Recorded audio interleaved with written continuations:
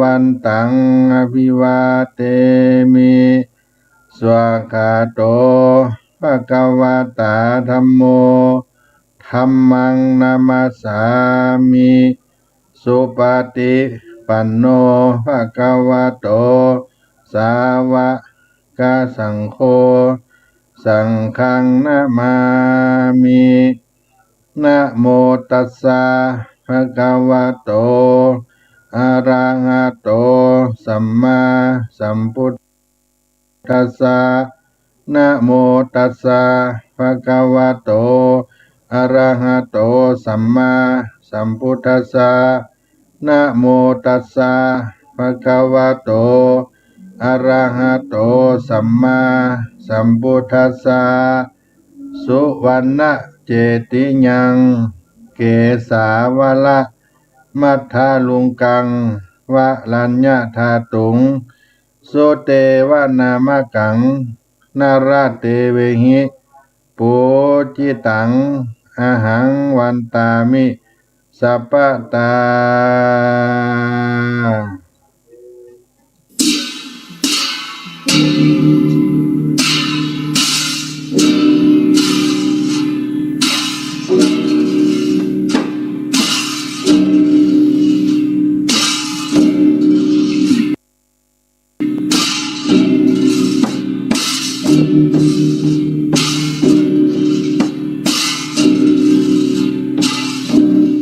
สมเด็จเลยพระอาคาโตนฉลาดเสด็จขึ้นธรรมาสแก้วและจองคำวายหลังอาบเอิงดีมีรัศมีงามอยู่ย้อยแย้มสองฝ่ายแก้มเพียบผิวคำภูกากระบำธรรมจิมพระอยู่จองจ้องขอพระคาอย่าเก่งคามขอเทศนาธรรมเทศปอรู้แจ้งเจตใจจงตาวันลงตำคำไปแล้วมารับเลี่ยมแก้วโยกันทอนยอพนมก้อนกลมไก่เกลาขออาราธนาสวาธุเจ้าเทศนาธรรมอนุกัมปิมังปะจังอาราธนังกโรมา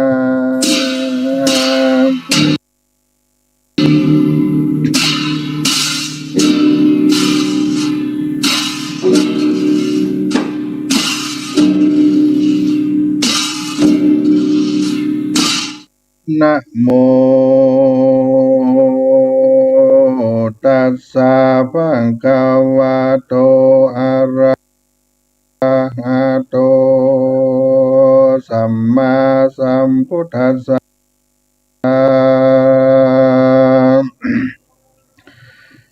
ะทังโคภังคะวาอันว่าพระพุทธเจ้าแห่งเราปางเมื่อไปเข้าสู่นิพพานเตือนนั้นก็สำรา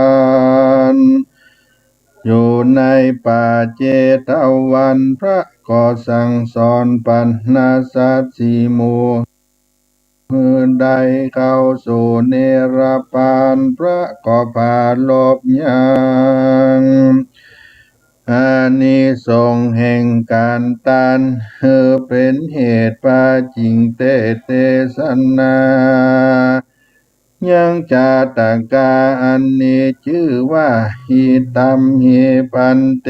เกกัมเปโกนาคัมมโนสัมพุทโธพุทเตตายา ดังนี้เป็นต้นภิกขเวดุลาภิกขุทั้งหลายแต่เมินมาล่วงแล้วเสียงจีราการนั้นนักโสดหลายก้าวโกรธวาสายังมีพระพุทธเจ้าตนหนึ่งหากปรากฏชื่อโกนากัมมนาได้เกิดมาทาราทูเป็นพระสัพพัญโญพระพุทธเจ้าในพันตากับหนึ่งในเมืองตาสาภาวตินกรแห่งพญาตนหนึ่งอันเสวยเมืองที่นั้นชื่อว่าโสกราจาก็มีแล อันว่าพ่อพระพุทธเจ้าตนนั้นชื่อว่าสักกะพรามณ์ส่วนว่าแม่นั้นชื่อว่าอุตถามีอากาสาวังกาตนหนึ่งชื่อว่าอุตตโลก็มีแลอันว่าพระพุทธเจ้าปางนั้นได้ทารัดรู้ที่ปืนเก้าไม้เดือมีรัศมี6ประการรุ่งเรืองงามมากนักมีตนตัวสูงได้16 ศอกมีอายุยืนได้10,000 ปีก็มีแลเองกาติวสังยังมีในวันหนึ่งมหาเถรเจ้าตนมีชื่อว่าอุตระอันเป็นสาวกาแห่งพระพุทธเจ้าตนนั้นก็ได้เข้านิโรธสมาบัติที่ในธรรมอุธรรมสุตตะกูหาคำอันมีที่ในโดยสีลีทัตตาหันแลแล้วในวันทิธีที่มหาเถระเจ้าออกจากนิโรธสมาบัตินั้นเจ้าก็มาลำเปิงในใจว่า ดังนี้มายังอันตนกูจางออกนิโรธสมาบัตินี้หากว่ามีบุคคลผู้ใดผู้หนึ่งได้มาฮือทานแก่ตนก็ดีอันว่าอานิสงส์แห่งพลาการทานนั้นก็จังมีมากนักอันจักบ่มีอันใดเพียบเทียมได้แลมหาเถระเจ้าล่ำเปิงในใจสันนั้นแล้วก็แผ่มาการยานไปไขว้ก็หันยังใจผู้หนึ่งทุกข์ไหลเข็นใจอันหาโดยอันหาไม่หาหลัวมาขายเลี้ยงชีวิตก็หากมาพาได้ก็เลี้ยงชีวิตก็หากมาพาโคตเกิดขึ้นในยานแห่งตนโดยเหตุว่าใจทุกขตาผู้นี้ปังหลังมาจัดก่อนบ่ได้ละย่อนตั้งบุญได้เงือตานรักษาศีลภาวนาบอกขาดแน่เหตุนั้นเราไปสังฆาหาเปิงมีจะแลปุณณาติวะเสกันหลอดวันโลนลุ่งเจ้ามหาเถรเจ้าก็จำลาเนื้อตนแล้วก็มานุ่งผ้าอันย้อมฝาดมือถือเอาบาทแล้วก็ออกจากกูหาทำคำก็สัญญองไปโดยล่วงอากาศไปสู่ยังเรือนแห่งใจทุกขตาผู้นั้นแล้วก็ยืนอยู่ในที่จิมไกลประตูเรือนที่นั้นก็มีแลโสหันว่าใจทุกขตาอันเข็นใจผู้นั้นกันว่ามันหันมหาเถรเจ้ามือถือบาทไว้ดังอันมันก็มีใจเลื่อมใสศรัทธาจมชื่นก็นำเอาเขาและแคบหมู่ มายืนยอตานแล้วก็กล่าวกรรมอธิษฐานแห่งตนว่าพันเตคาแต่เจ้ากูพันเลนะด้วยพันละอานิสงส์แห่งคาอันใดตันอย่างนี้ขอจงเป็นพลวาปัจจัยกำจูตัวแห่งคาได้ถึงยังตะกินาสาวกะแห่งพระพุทธเจ้าตนนั้นจังมาเกิดไปนาอันมีชื่อว่าปริยเมตไตรถ้าลาบใดตัวแห่งคายังไปได้เถิงยังมากาสาธรรมมาเตื้อดังอันแม้นว่าได้ต้วนเตียวไปมา ในวัฏฏะสงสารมีพามันบัดใดแสนโกรธก็ดีดังอันก็ขอฮือตัวแห่งคานี้อย่าได้เกิดมาเป็นคนทุกข์ไร้เข็นใจ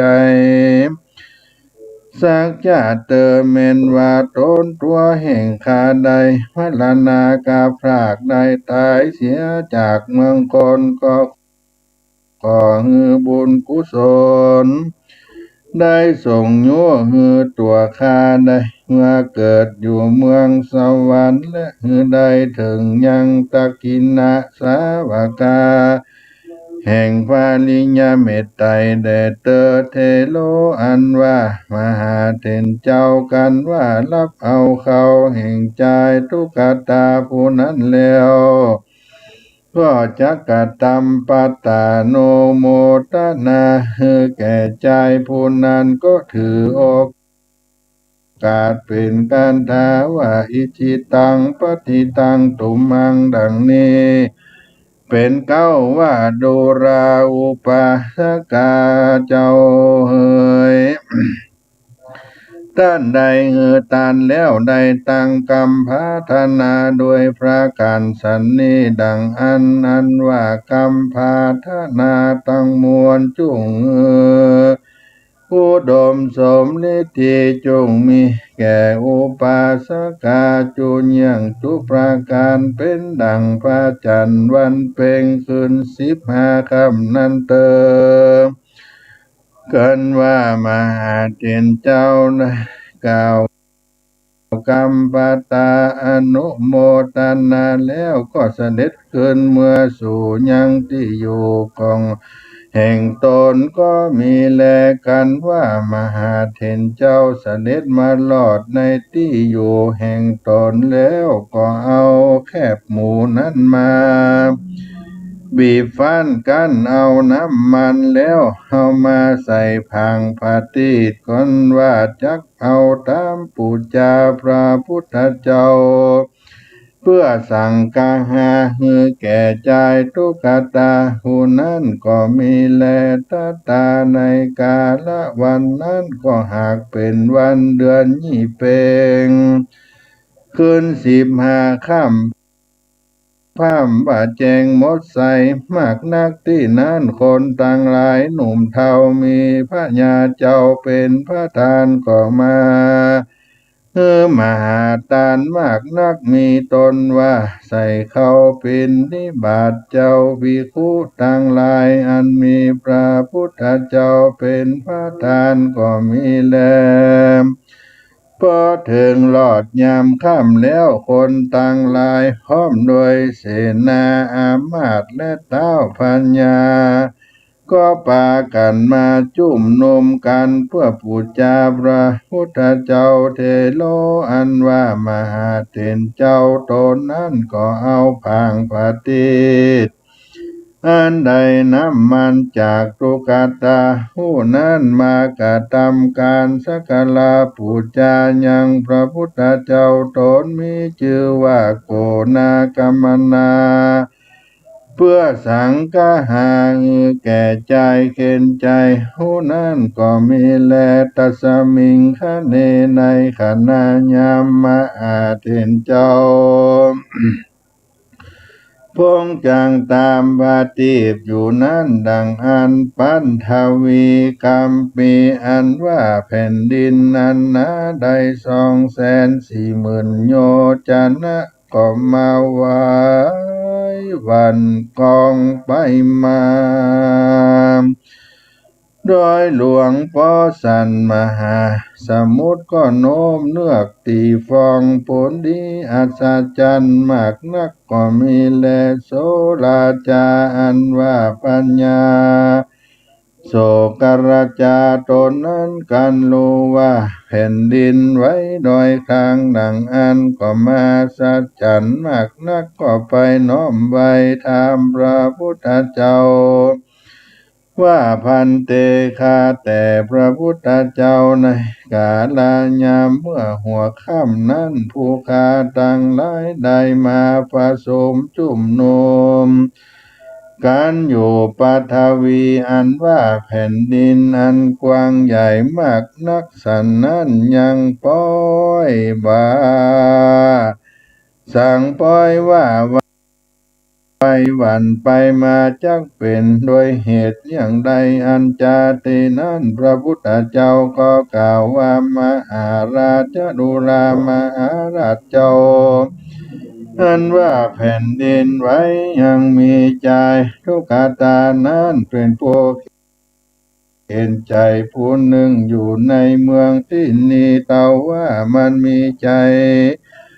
เลื่อมใสศรัทธามากนักมันได้ฮือเขาก่อนและแคบหมูใส่บาตรเป็นตันเนื้อแก่มหาเถรเจ้าต้นนั้นเป็นวงศาแห่งเราพระตถาคตาในวันนี้แลอันว่าอุตลาเถรเจ้าต้นนั้นก็เอาแคบหมูมาบีบฟันกันเอาน้ำมันใส่พางติดแล้วก็เอามาตามสักการะบูชาพระตถาคตานั้นแลโดยเตจาภละอานิสงส์มีมากนักอันใดตามผาติดบูชาเป็นตาเนื้อแก่ใจทุกขตาผู้นั้นแผ่นดินหลวงใหญ่ก็จริงได้ไว้ไปมาก็เพื่ออันแลตั้งสุตัวกันว่าปัญญาโสกราชาได้ยินคำพระพุทธเจ้าบอกกล่าวสันนั้นก็ย่อมือไหวจะถามพระพุทธเจ้าว่าปันเตคาแต่พระพุทธเจ้าอันว่าได้ตามปูชาผาติเป็นตาลนี้ป้อยว่ามีอานิสงส์มากนักอันจันเลิศที่นั่นพระพุทธเจ้าก็กล่าวว่าอามาเออาทิปาตานังอาทิปาตานังอันว่าปุกาละยิ่งใจฝูงใดได้ตามปฏิบัติก็ดีได้ฟันสีสายได้ตามกรมไฟปูจาเป็นตันในวันเดือนยี่เพ็งดังอันก็จังมีพละอานิสงส์อันมากนักบ่อยากจะแลที่นั่นพระญาได้ยินคำพระพุทธเจ้ากล่าวสันนั้นก็มีใจจมชื่นยินดีก็อัญจุลีขับไว้แล้วจะอำลาขึ้นสู่ในที่อยู่แห่งตนแล้วก็เฮือเสนาอามาตย์เป่าเฮือคนต่างหลายได้รู้ว่าในวันคืนนี้เจ้าพญาแห่งเราจะไปตามปฏิสีสายน้ำมันปูจากรมไฟเพื่อฮือได้สักการะปูจาแก่พระพุทธเจ้าและนาปุกาละผู้ใดได้ตามพระติสีสายโคมไฟก่อนพระโบกาละผู้ใดนั้นอย่าได้ตามพระติสีสายโคมไฟก่อนพญาเจ้าเถิดว่าสันนั้นแล้วพญาก็เฮอเสนาหามาตคุดคุมอันหนึ่งกว้างวาลึก8 วาในคุ้มน้อยแห่งตนแล้วก็เฮือฟันสีสายอันหนึ่งใหญ่เต้าลำตาลในขุมที่นั้นแล้วก็เฮือเอาน้ำมันในเล่มในสังแห่งตน ออกมาใส่เหงื่อเต็มขุมนั้นกันว่าวัวละมวลแล้วดังอันพญาก็กระทำการตามปฏิสีสายคมไฟอันนั้นเพื่อปูจาพระพุทธเจ้าก็มีแลอันว่าพระเจ้าพญาเจ้าตามพระที่สีสายและกรมไฟนั้นนานทาลาบว่าวันรุ่งจนแจ้งแผ่นดินก็บ่ไหวสักเทื่อแลตีนั้นพญาโศกราชาตนนั้นก็มาสังกาใจมากนักจริงเข้าไปไวพระพุทธเจ้าแล้วถามว่าปันเตข้าแต่พระพุทธเจ้าผู้ข้าได้ตามพระที่สีสายกรมไฟปูจาพระพุทธเจ้าเสียงคืนหนึ่งถ้าหลับต่อเต้าลุ่งแจ้งแผ่นดินก็บ่ไหวจักเป็นเหตุด้วยสันใดนั่นจะสถานว่าพระพุทธเจ้าก็กล่าวว่าน้ำมันที่มหาราชเจ้าเอามาตามนั้นได้แต่ที่ใดมานั้นจาพญาเจ้าก็กล่าวว่าพันเตข้าแต่พระพุทธเจ้าอันว่าน้ำมันอันนำมาใส่พางผาทีปทีสายในกรมไฟนั้นก็ได้มาแต่ในเล่มในสังบ่อยาจันแลพระกวานว่าพระพุทธเจ้าก็กล่าวว่าดูลามหาราชตานังอันชื่อว่าเฮอตานนี้มีอยู่หลายจำพวกอันหนึ่งคือเฮอตานมาชิมายามคือรังคนใดวัตถุเข้าของอันใดอันหนึ่งมาด้วยบ่ชอบกองศีลกองธรรมโดยรู้หนึ่งบ่รู้หนึ่งแล้วมาถวายเป็นทานบาการหนึ่งทานเพื่อหวังด้วยกองอันค้าขายลังพ้องก็หวังด้วยการตอบแทนอย่างใดอย่างหนึ่งลังพ้องหันเปิ้นทานก็นับได้ทานด้วยเปิ้นอันบ่รู้ผิดรู้ถูกกองศีลกองธรรมลังพ้องก็โลภอำเอาของต้านลังพ้องก็ได้เข้ามาได้เข้าของมาโดยอันตนหากรู้ว่าผิดกองธรรมยังป้อยว่านำมาเป็นตานันนี้เรียกว่าตานำมาชิมายามคือมัวมืดบ่แจ้งบ่ใสนั่นแลตาแถมประการหนึ่งวัตถุเข้าของอันใดก็ดีอันตนหากได้มาโดยกำลังแห่งตนได้มาโดยอันตนหากผู้จาชอบด้วยกองศีลกองธรรมตนมีใจศรัทธาแล้วนำมาหือทานหลังอันนั้นนี้ก็ได้ชื่อว่าอุตตมทานก็เพื่ออันแลปันดังน้ำมันมหาราชเอามาตามปูจาพระตถาคตานั้นเตียนย่อมจังใดมาบ่ชอบโดยกองศีลกองธรรมเหตุดังอันแผ่นดินบ่ไหวก็เพื่ออันแลตั้งสู่ตัวราชาที่นั่นพญาโศกราชาเจ้ากันได้ฟังคำสอนแห่งพระตถาคตาพุทธเจ้าแล้วดังอันก็ฮือใจฮือเสนาไปบอกฮือใจทุกขตามาหันแลกันว่าใจทุกขตามาหลอดแล้วดังอันพญาก็ถามซื้อเอาอานิสงส์แห่งการตานปฏิและสีสายกรมไฟจากใจทุกขตานั่นแลส่วนนั้นว่าใจทุกขตาผู้นั้นก็กล่าวว่าข้าแต่มหาราชเจ้าท่านจังมาขอซื้อเอาส่วนบุญกุศลแห่งผู้ค้าดังอันข้าจักขอไปทำพระพุทธเจ้าก่อนแน่ว่าอันแล้วมันก็เข้าไปไหวพระพุทธเจ้าถามว่าพันเตภควาคาแต่พระสัมมาสัมพุทธเจ้าอันว่าอานิสงส์ส่วนบุญแห่งข้าได้เงือผัดที่สีสายกรมไฟ เป็นต้านนั้นพญาเจ้ามากมาขอซื้อส่วนบุญนั้นกำรวยผู้ขาควรเนียสันใดดังเดิมที่นั่นพระพุทธเจ้าก็กล่าวว่าดูแลใจทุกขตะอันว่าพระนิสงส์แห่งการได้เงือตานอันใดหากว่าชอบด้วยกองธรรมนั้นหากมีอานิสงส์กว้างขวางมากนักแลแม้นว่ามีผู้ใดมาขอซื้อด้านจุ่งเฮือเข้าไปเตอเนอว่าอันตีนั่นใจทุกขตาได้ยินพระพุทธเจ้ากล่าวสันนั้นมันก็แบ่งปันส่วนบุญแห่งตนแก่พัญญาไปก็มีหันแลที่นั่นพัญญาโสกราจาก็มีใจชมชื่นยินดีมากนักก็เอาคำยิบหมื่นปันแก่ใจทุกขตาผู้นั้นแล้วไว้ตั้งไว้เป็นเสนาบดียังเศรษฐชัดและญาทรัพย์ปริวารมากนักส่วนว่าใจตุกตะผู้นั้นกันว่ามันได้เป็นเสนาบดีมีสัมปติเข้าของเงินคำมากนักมันก็ได้พ้นจากทุกข์ในโลกสงสารได้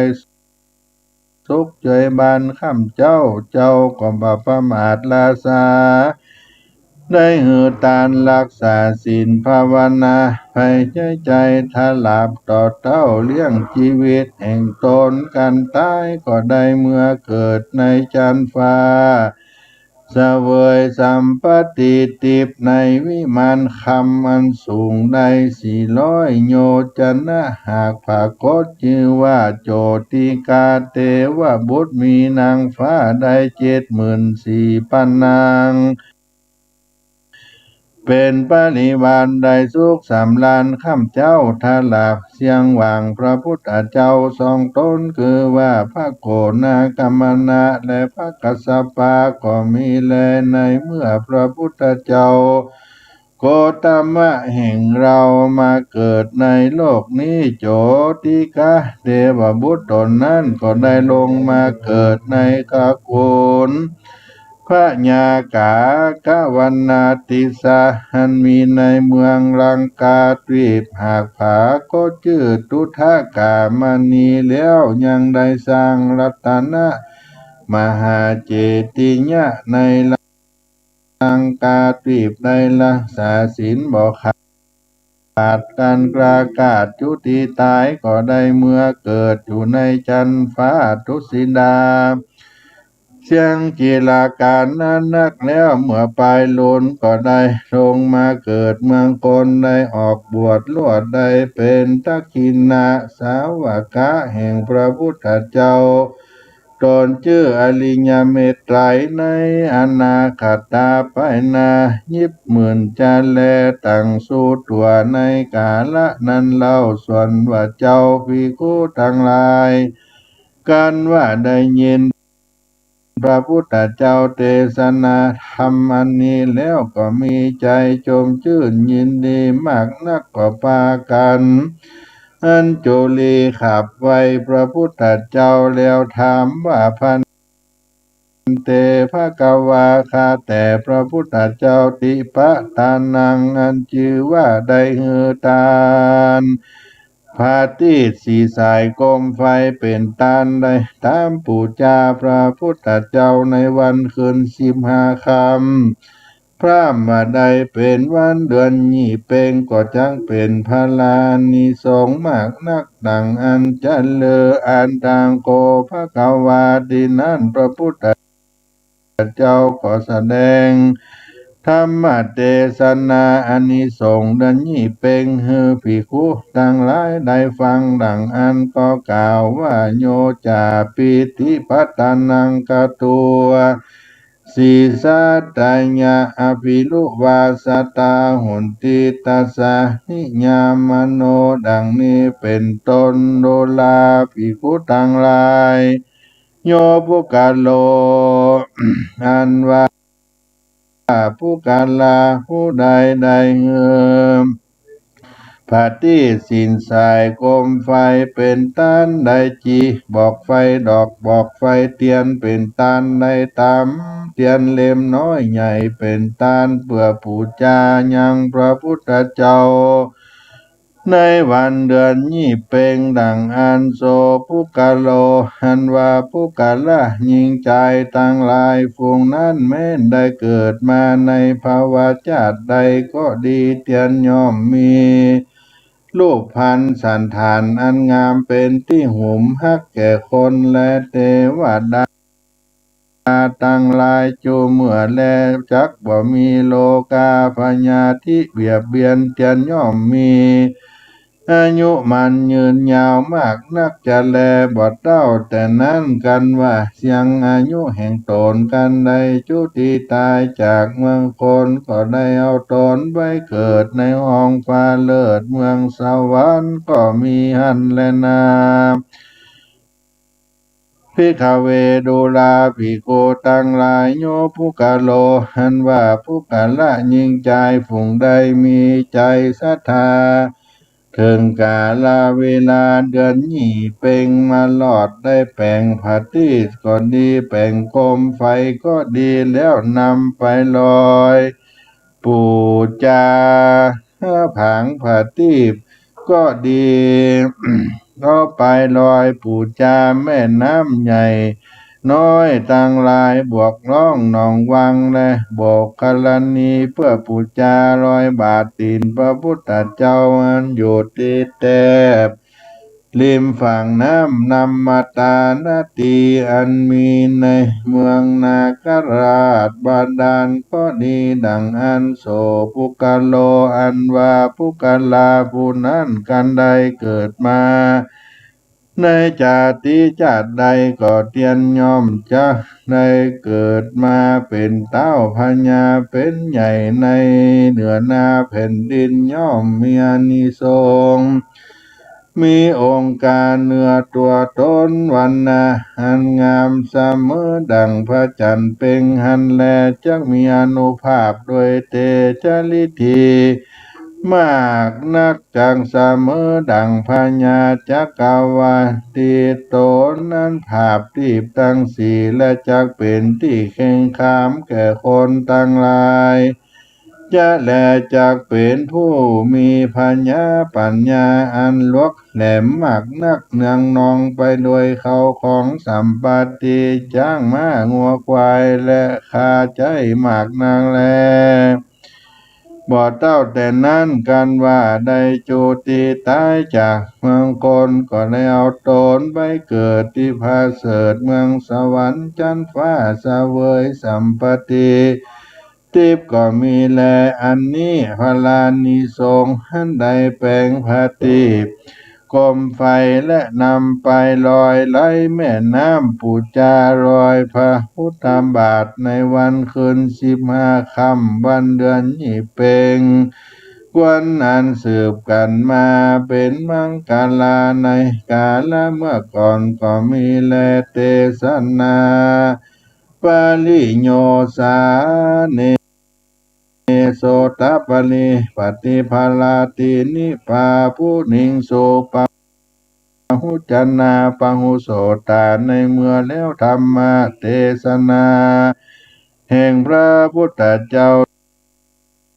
วังประเสริฐนี้ส่วนท่านว่าปัณณสัตว์ทั้งหลายลังพ้องก็ได้ถึงธรรมวิเศษพระเพทวโสตามสกิตากานาการหันตาตามบุญสมปานแห่งตนอันใดการตาที่การมาแต่ก่อนก็มีหันและนามนิธิตังขีญาอันกล่าวแก้ไขยังโจติกะเทวบุตรอานิสงส์แห่งการเนื้อตานผางปฏิบโคมไฟในวันเดือนยี่เพ็งก็บังคมสมเด็จเสด็จสาธุสาธุสาธุ